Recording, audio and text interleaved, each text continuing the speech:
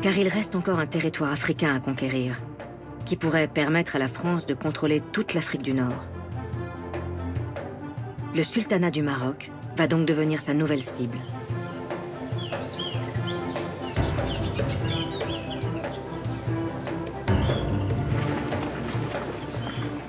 Le jeune sultan Moulay Abdelaziz, à l'abri des hauts murs de son palais de Fès, était pourtant parvenu à préserver l'indépendance de son petit pays, poursuivant la politique de ses prédécesseurs qui commerçaient depuis longtemps avec les Européens.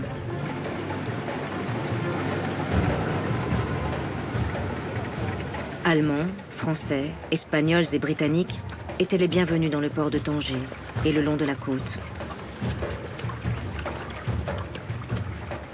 Mais dans une tragédie en 3 actes, dont les acteurs seront les puissances européennes, le Maroc va voir son destin lui échapper.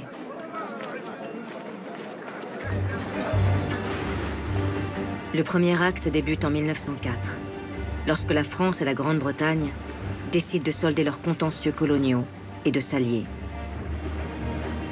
Ce que l'on a appelé l'entente cordiale comporte plusieurs protocoles, dont un qui consiste à échanger le droit des Anglais à contrôler l'Égypte contre celui des Français à contrôler le Maroc.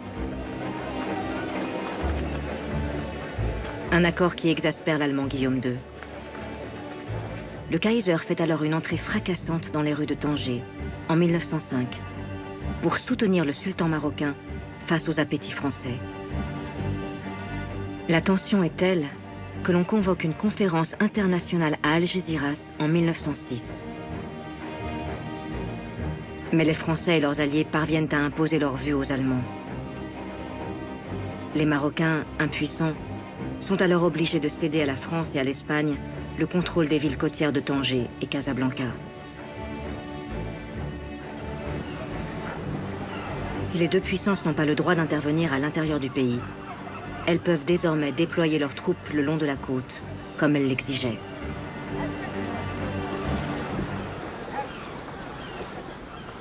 Mais sur le terrain, les Marocains ne vont pas se laisser faire.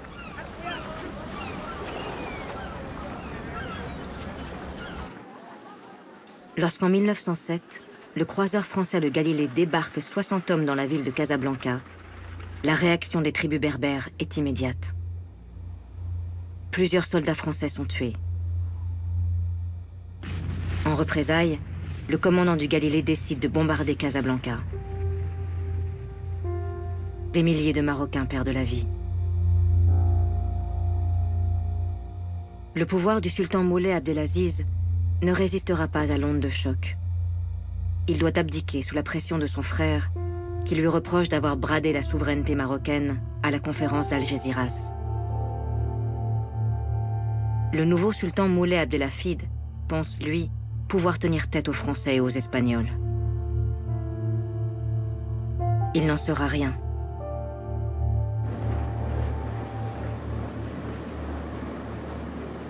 Sous la pression du parti colonial, qui pousse à l'annexion du Maroc, et sous le prétexte toujours le même de troubles à la frontière algérienne, la France multiplie les opérations militaires à partir de 1908, s'engageant dans une guerre coloniale de plus de 25 années, sans doute la moins connue de son histoire.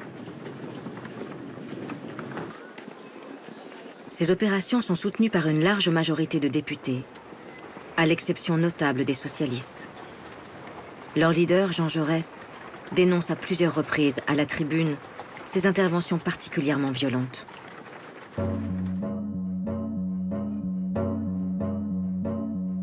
Messieurs, à mesure que notre intervention au Maroc est plus étendue, plus dure et plus brutale, je me demande avec une angoisse croissante et sincère de quel droit nous portons la guerre et le feu au cœur même de ce pays. Au Maroc, il y a un peuple effervescent et indépendant qui a plus que nous ne l'imaginons la fierté de sa vieille histoire, qui se rappelle qu'il a successivement refoulé de son sol les Portugais, les Espagnols, les Anglais. Ce n'est pas un peuple accoutumé à subir en silence une domination tyrannique.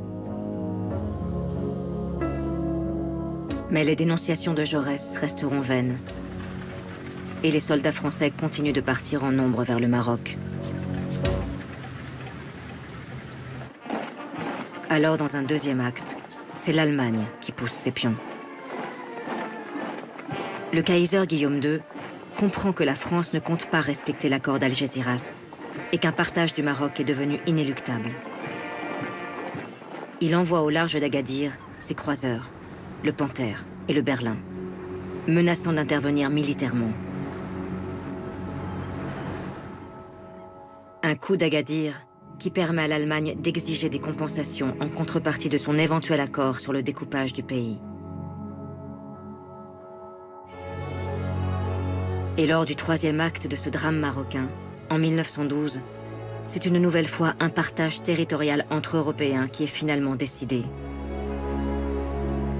La France obtient un protectorat sur le Maroc comme elle le souhaitait.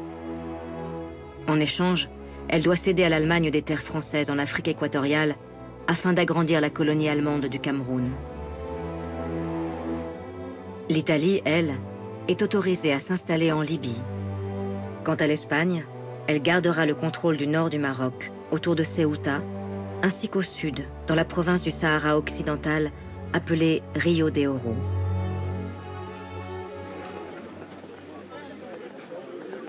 Comme elle le fait pour toutes ses conquêtes coloniales, c'est un militaire que la France choisit pour diriger son nouveau protectorat du Maroc. Lorsqu'il parade à cheval dans les rues de Casablanca, le général Hubert Lyautey a derrière lui une longue carrière d'officier colonial, passé par Madagascar, puis par l'Indochine. Après les campagnes violentes d'un Bugeaud ou d'un Gallieni, voici venu le temps d'un visionnaire de l'Empire, obsédé par la mission civilisatrice de la France. Mais Lyautey devra remettre à plus tard l'ambitieux plan qu'il a en tête pour le royaume. Car il doit faire face à un soulèvement généralisé des tribus marocaines qui n'acceptent pas le protectorat français. Alors, pour tenter de circonscrire la rébellion, le général fait venir de métropole et d'Afrique noire des milliers de soldats supplémentaires. Et l'armée française de s'enfoncer en direction du sud et de s'installer dans des campements à perte de vue. Ils sont 50 000 soldats dès 1912 et ils seront 70 000 en 1913. Lyautey veut obtenir la reddition des chefs de tribu par tous les moyens. Mais la France n'aura pas le temps de terminer sa campagne marocaine. Le général Lyautey doit brutalement interrompre ses opérations à l'été 1914, lorsque l'opposition entre l'Allemand Guillaume II et le Russe Nicolas II entraîne tout le continent européen dans la guerre.